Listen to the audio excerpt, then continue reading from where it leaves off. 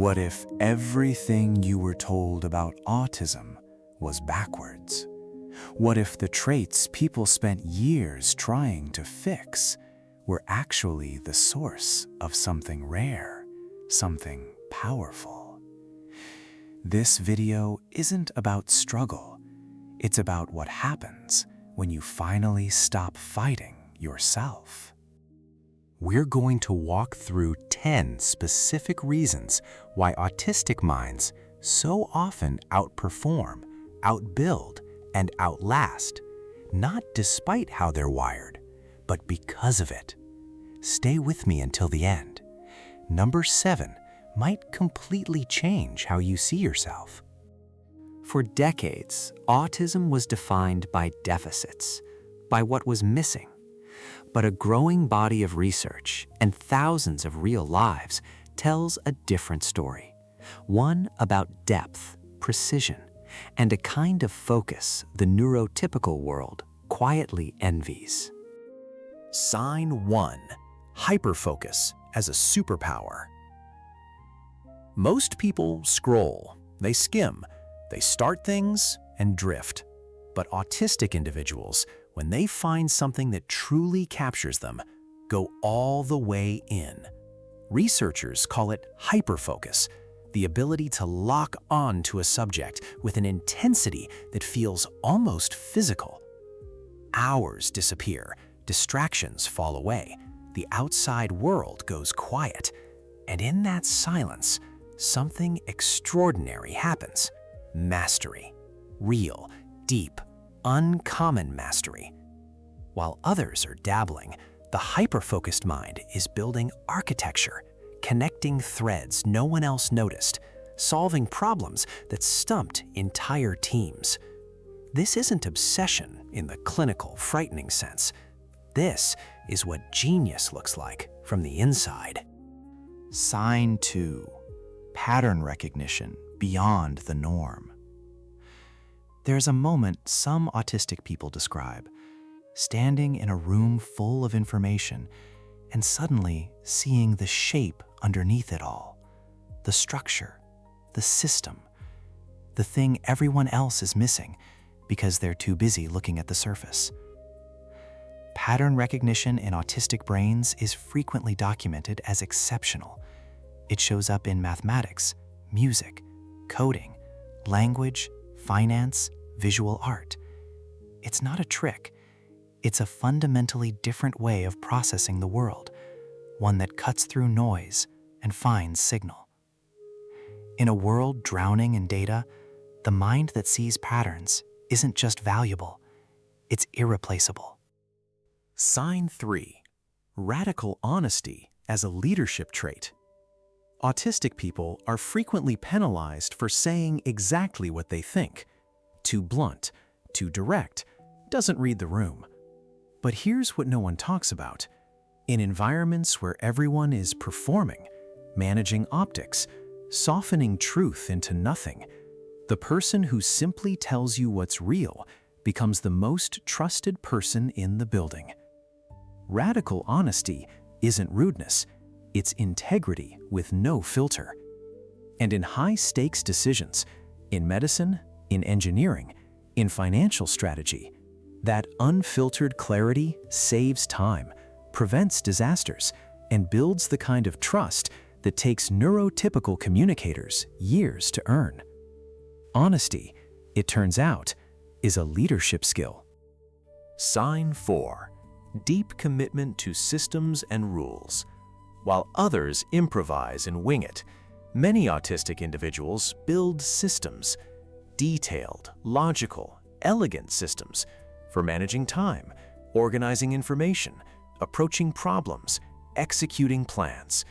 This isn't rigidity, it's architecture. The same neurological tendency that makes spontaneous social chaos uncomfortable also makes building reliable structures almost instinctive. And in professional environments, in entrepreneurship, in any domain where consistency determines outcomes, systems thinkers win.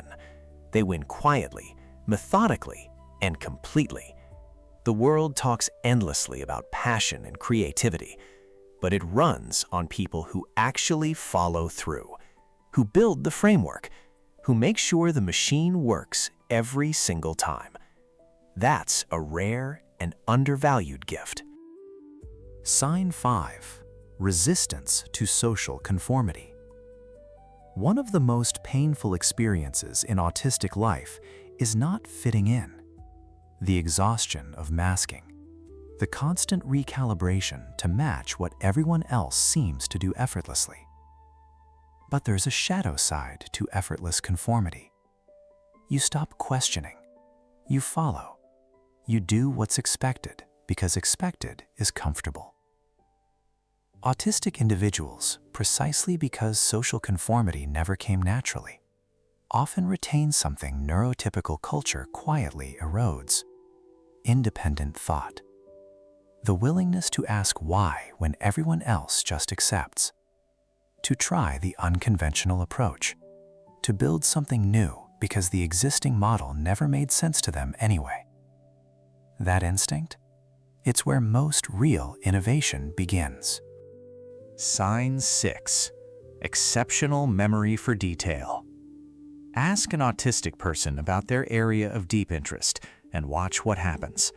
Dates, names, technical sequences, nuanced distinctions most people would never catch. The detail-oriented memory many autistic people develop around their areas of focus is genuinely remarkable and profoundly practical. In research, in law, in medicine, in history, in any field where precision matters and errors cost, this kind of memory isn't just useful, it's the difference between good and exceptional, between adequate and irreplaceable. The world has plenty of generalists. What it rarely has, and quietly, desperately needs, is someone who actually remembers everything, every time, without trying. We're halfway through, and before we continue, I want to say something directly to anyone watching this who is autistic, or suspects they might be, or loves someone who is. These aren't feel-good affirmations. These are documented, researched, real cognitive and behavioral patterns that show up consistently in autistic populations worldwide. The reason they get buried isn't because they're not real. It's because they don't look like success in the places where success is usually measured. Stay with me. The second half goes deeper, because the reasons we haven't covered yet, they might be the ones that matter most to you personally. Sign 7. Intense ethical clarity. Many artistic individuals describe a relationship with fairness and ethics that goes beyond preference. It feels almost neurological. Wrong things feel wrong in a way that's visceral, immediate, impossible to rationalize away. In a culture where ethical compromise is normalized, where everyone bends the rules a little, manages the truth a little, looks the other way a little, this clarity is extraordinary. It means autistic professionals are less likely to participate in corruption, institutional cover-ups, or the quiet moral erosion that destroys organizations from the inside. Not because they're saints, but because their nervous system registers injustice as genuinely intolerable. That's not a weakness. That's a form of structural integrity. Sign 8. The capacity for genuine mastery. There is a difference between knowing something and mastering it. Most people know things. They accumulate surface-level competency across many areas and move on. Autistic individuals, particularly in their domains of deep interest, often pursue mastery in a way that looks almost incomprehensible from the outside. They go further, stay longer, ask questions no one thought to ask, revise until the thing is actually right, not just acceptable. This is the profile of the researcher who makes the breakthrough, the programmer who finds the elegant solution, the musician who changes the form. Mastery takes a specific kind of mind, one that cannot settle for almost. That mind is here. Sign 9. Authentic connection over performance. Neurotypical social interaction is often at its core a performance, a careful management of impression, energy, likability. Exhausting for everyone, but normalized. Autistic individuals frequently describe a preference, sometimes a compulsion, for genuine connection over social theater. Real conversations, real questions, real interest in the other person's inner world. And for those who experience this kind of connection, friends, partners, colleagues, it's unforgettable. Because you know, instinctively, that this person is actually present with you, not performing, not managing, actually there. In a world saturated with surface, depth is rare, and people who offer it without even trying are more valuable than they'll ever be told. Sign 10. Resilience built from a life of difference. Here is the one that doesn't come from neurology. It comes from experience. Living as an autistic person in a world built for someone else requires daily adaptation, constant problem solving, and a form of resilience that most people never have to develop. Every social situation navigated despite discomfort, every environment adapted to, every system hacked to work for a mind that doesn't match the manual. That accumulated resilience is real. It is not theoretical. It shows up in crisis moments, in professional setbacks, in life's structural failures, as an extraordinary capacity to continue, to find another way, to not break even when everything was designed to break you. It's worth pausing here to be honest about something.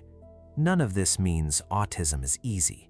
None of it erases the genuine pain of sensory overwhelm, social exhaustion, executive dysfunction, or the specific grief that comes from spending years not understanding why you're different. This video is not toxic positivity. It's a reframe, a deliberate shift of attention toward what research, biography, and lived experience consistently confirm: that the same nervous system that makes certain things harder also makes certain things possible that are genuinely, measurably uncommon. Both can be true: the difficulty and the gift, the wound and the strength. Holding both is where real self-understanding begins.